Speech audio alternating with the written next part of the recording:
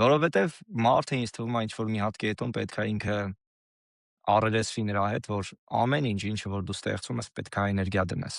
Իսկ մարդը ուզում է ինքը մինիմալ էներգիա տալով մեծ-մեծ բաներ ստեղծի։ Այնինչ, Այո, երբ որ մարդը մինիմալ էներգիա է տալիս, իր ստեղծած բարիքը ինքը չի զգում, պտուղը ինքը չի զգում։ Իսկ երբ որ այն հա, ժամանակ գութան, եզ,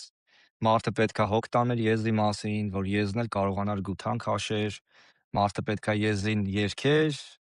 որ եզն էլ կարողանար իր աշխատանքը տաներ։ Իսկ ինչը որ մենք այո, փոխարինել ենք անշունչ ինչ-որ մեխանիզմներով,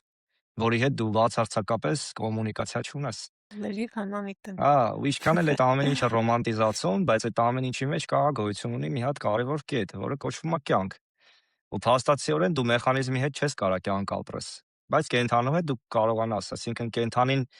ինքը իրանով մի գոյություն է բնության ստեղծած, որի հետ դու կոոպերացվում ես քո կյանքի ընթացքում, որի հետ դու աշխատանք ես ստանում։